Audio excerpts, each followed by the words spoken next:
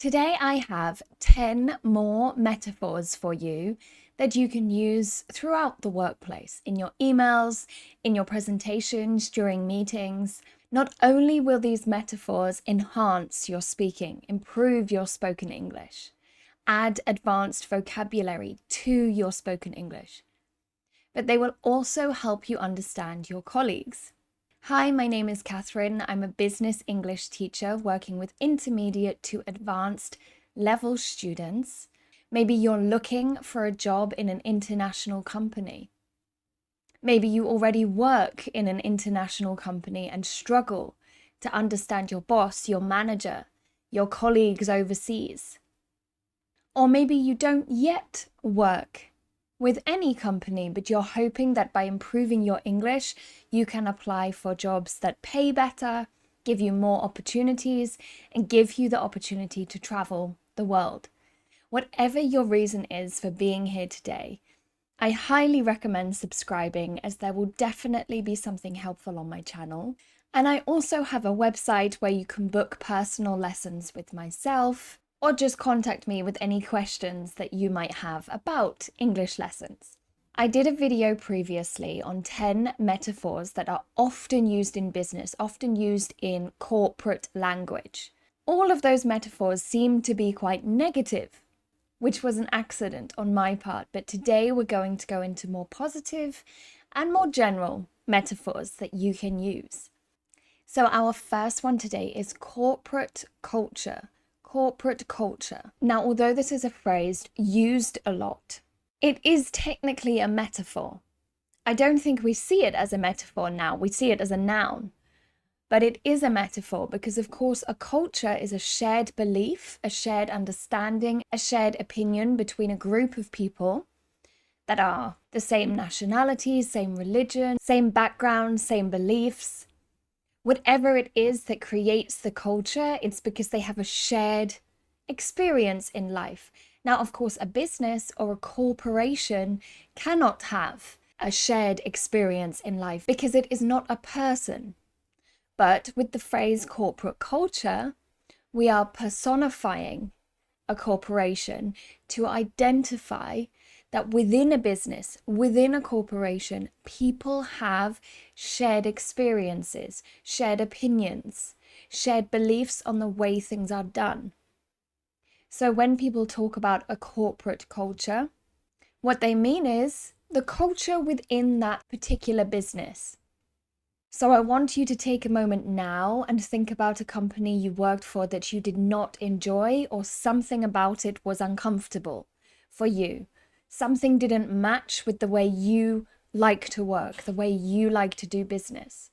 We could describe that as having an uncomfortable or unlikable corporate culture. Something about the way that business worked did not agree with you, or you did not agree with it.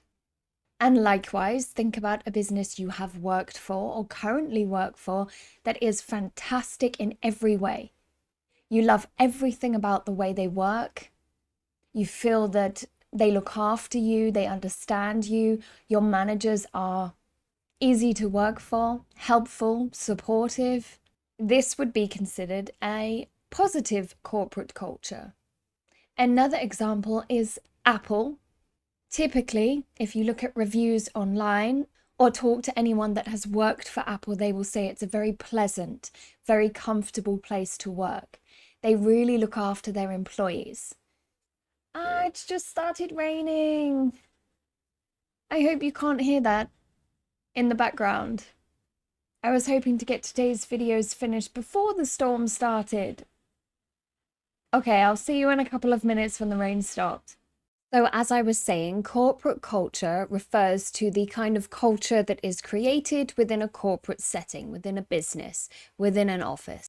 If it's typical for you and your colleagues to go out every Friday night, that might be part of your culture, your corporate culture. If it's typical that everyone checks in on a Sunday evening before the Monday morning starts, that might be part of your corporate culture. To be solvent. Now, I was trying to find a link between the original meaning of the word solvent and how we use it in business, like a word association to help you remember it. And actually, I found it very difficult. So this might be quite a nice game in the comments. Try and find a link between the meaning of the word solvent, which means has the ability to dissolve something else, and solvent in business, which means you have enough finances. It's the opposite of bankrupt. So not only do you have enough finances to pay all of the things you need to pay for, the electricity, contractors, employees, invoices, but you also have enough left over to keep the business running or to consider it a profit. Now, the only kind of association I could come up with is that when you dissolve something, you're breaking it down. So I guess you could say the same thing. If a business is solvent and you look into it, you break it down, they can pay all their bills, they have enough money to pay everyone they need to, and potentially make profit at the end of each month. But if you can find a better way to link the two, please let me know. Otherwise, we're just going to have to remember that solvent, the original meaning of the word solvent, comes from chemistry. Something that is solvent or is considered a solvent has the ability to dissolve something else, break something else down. But in business, if a business is solvent, it has enough money financially. Now, you wouldn't necessarily talk about a business being solvent with your friends, your peers, your colleagues, but if you are very high up in the company or you're in charge of all the financial decisions, or you just like to read economic papers and articles about finance and business, you may see the term solvent or solvency. The company went from bankruptcy to solvent within the matter of weeks, meaning they used to have no money. They used to be bankrupt. They now have enough money to keep the business going. This might happen when there's a change in management, change of CEO. So it's a state of being able to run your business successfully, typically after having a period of time where you couldn't run your business successfully. Off the shelf, off the shelf. Now, this goes very well with the next phrase, which is tailor made. So off the shelf refers to something that you can walk up to a shelf, see the products, choose the one you want, put it in your basket, in your trolley, in your bag, pay for it, go home. You can then use that product. It is immediately ready to use. So think of any food that you buy, cereal, milk, fruit, vegetables. These are a very basic example of off-the-shelf products because you literally pick them up off the shelf and they are ready to go. But when we're talking about bigger products, we might say off the shelf because it is immediately ready for the customer. For example, cars are typically off-the-shelf products because they're not personalized to us. I don't get to choose the color of the car, the style of the car. I just choose the car I want and I buy it and I drive it the next day. We can use this term to refer to products that are not sold on a shelf. So for example, the car. Or maybe you have a software program that you want to sell to people to improve their business, improve how they track their employees' hours. Your piece of software cannot physically be held. It cannot be bought off of a shelf, but you would still refer to it as off the shelf if it means as soon as they buy it, they have the ability to use it. However, tailor-made is kind of the opposite of this. A tailor, traditionally, was somebody that would make your clothes for you. We didn't have off-the-shelf fashion like we do now.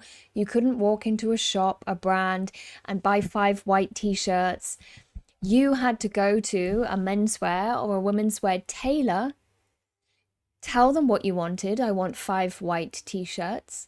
They would measure you and then they would make you those 5 white t-shirts once you've paid. So they are tailor-made to you. A tailor has made them for you. Even though we don't use tailors so much now, in fact, I would say 90% of the population just buys their clothes. They don't get them made especially. Even though that's not so popular, we still refer to things that can be personalized or you have to pay before the item gets made. We still refer to them as tailor-made. For example, my glasses could be considered off the shelf because I walked into a shop and I said, I want those. And yes, okay, they changed the glass inside my glasses for me so that I can actually see. But the frame itself was off the shelf. Now, I would really like a pair of tailor-made glasses, which is where they measure your head, your face, you choose the colors, you choose the style, and they make them for you. But those are very expensive, so it's something I'm working towards in the future. But that's a good example for you. A tailor-made pair of glasses, I would pre-order them. I would say exactly what I want them to look like. I would pay for them, and then they would be made. But off the shelf, they have hundreds of them in stock. You choose the one you want, it's created for you. You pay for it, you wear it the next day. Plan a route. Plan a route. Now, I think you can guess this one by the words in the phrase itself. But the reason we use this metaphor in business is because business is not simple.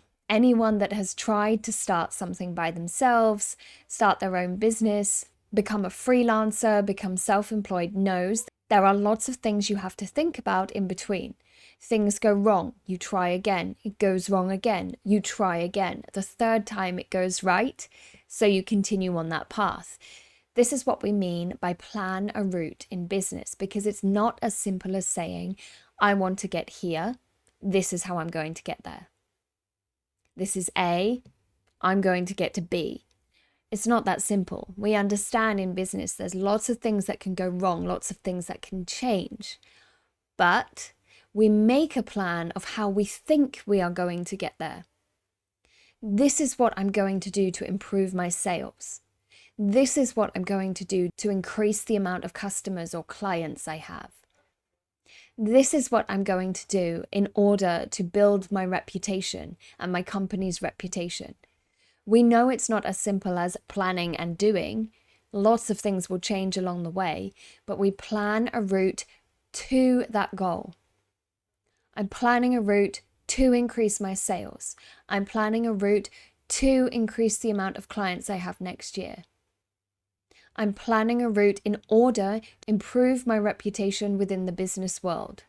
Now, I have a really great video on phrases and metaphors and some idioms that British people use because of our sailing history, because of our past as sailors and explorers.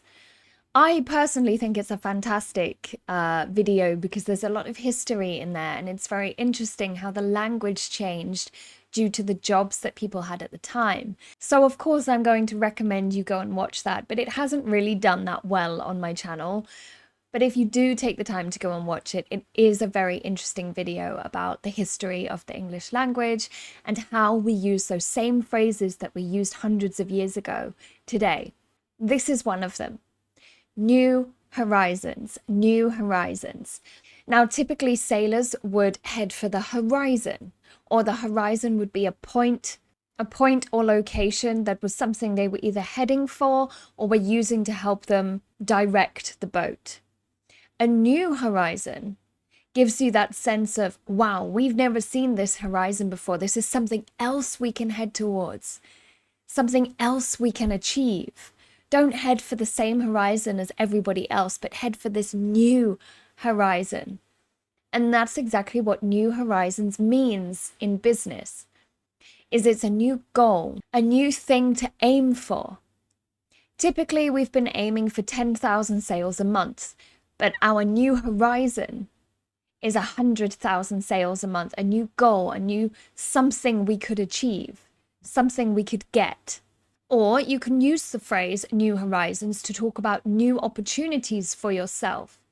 So definitely for me, I've been working as an English language teacher for the past 4 years. And by starting a YouTube channel, I opened new horizons for myself, new opportunities, new things to aim for, because I was suddenly exposed to so many more students from all over the world. So I opened up new horizons for myself.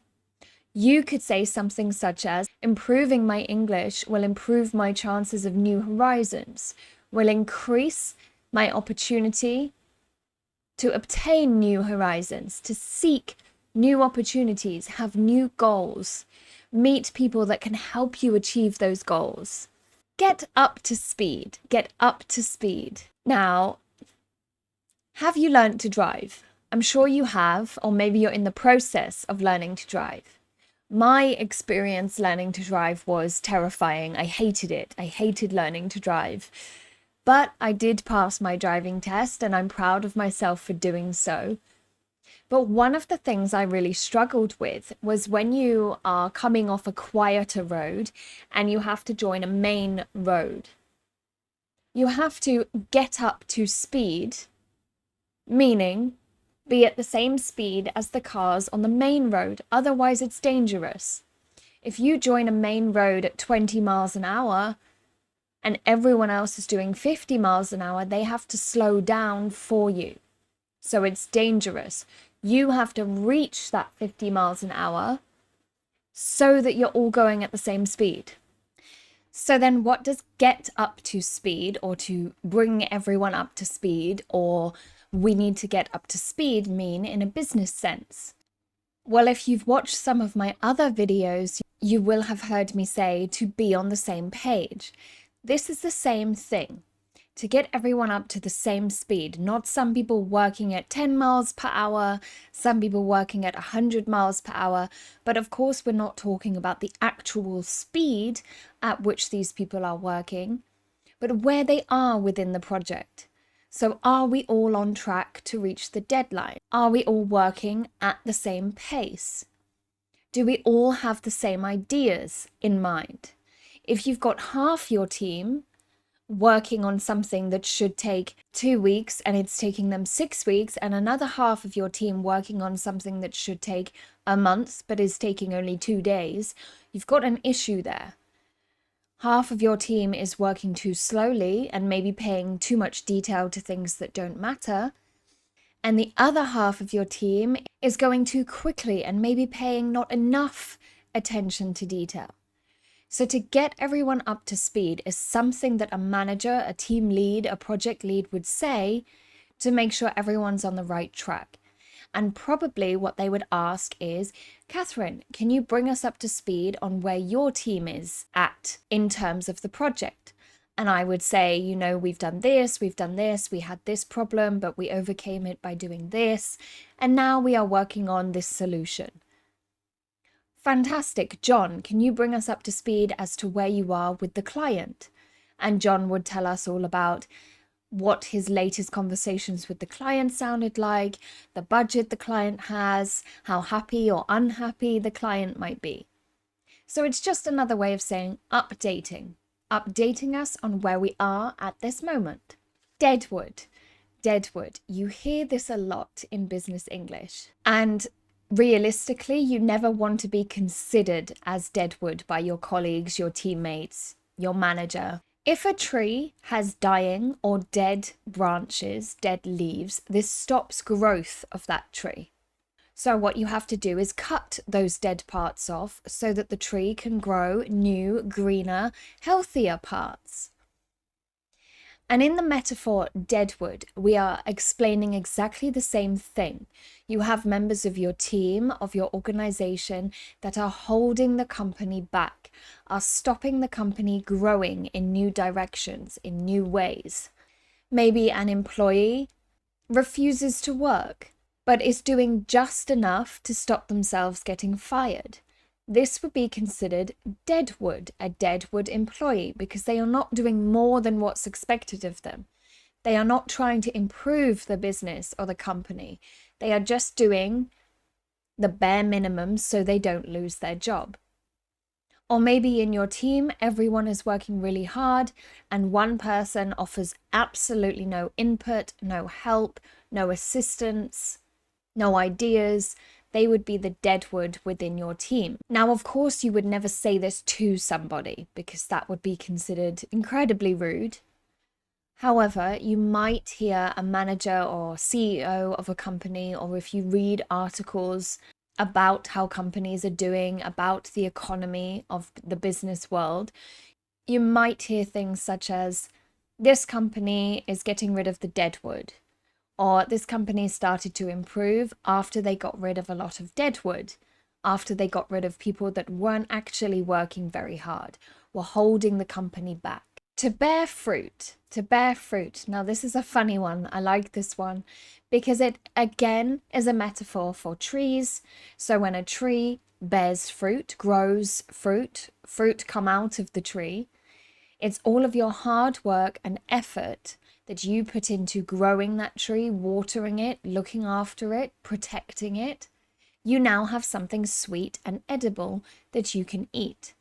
The term is used in exactly the same way in business.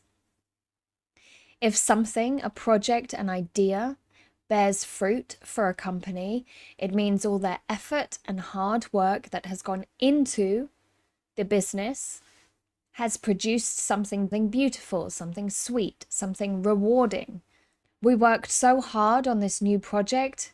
We haven't even fully launched it yet, and it is already bearing fruit for the company, meaning it is already rewarding for the company. It's already making profits or new leads, or it's good for our marketing. It's providing us with something positive. And final one today, to sow the seeds. To sow the seeds. Now think about agriculture and farmers. They will place seeds all over the ground so that something grows and they can harvest it and sell it. We call this action sowing the seeds. You sow seeds. You could say plant seeds, but technically in agriculture, in farming, it's considered sowing seeds. Business people do the same. They will sow seeds. But these seeds are not actual seeds that will grow plants, but small ideas, small projects that produce big results for the company. For example, let's say you're going to a networking event and you want to sow the seeds because you are starting your own firm, your own office. So you want to plant the seed, sow the seeds amongst your peers, your colleagues at this networking event. Talk to them about why they like their company, why might they join another company. And hopefully all those small seeds that you've sown will lead to some of those people wanting to join your firm, your office, your company. Or how about you work for a very well-known organization and you want to attract a really famous, well-known client? You may do this by sowing seeds. So for example, meeting with high-profile clients, making friends with other people in your business, in your industry that have high-profile clients, attending events, bars, restaurants where you know these high-profile clients hang out. These are sowing the seeds. It's anything you do that you are hoping will have a positive result in the future. Hiring new people for your company could be sowing the seeds, because you're hoping that these new people have new ideas, new perspective, new opinions, and can bring something positive to your company, your organization. Those are my 10 metaphors for you today. And the rain has finally stopped, which is fantastic. It means I can go and record my second video for this week. As always, thank you for being here, for supporting me. I really hope you found something interesting in this video. I know it was quite advanced, the vocabulary was quite advanced, but it is important you challenge yourself. Don't just sit watching videos that are always at your same level, because you're not challenging yourself, you're not pushing yourself out of your comfort zone. And the only way we get better is by coming out of our comfort zone and trying something new. Let me know what you thought of this video and if it was helpful for you, and I will see you next time. Bye bye.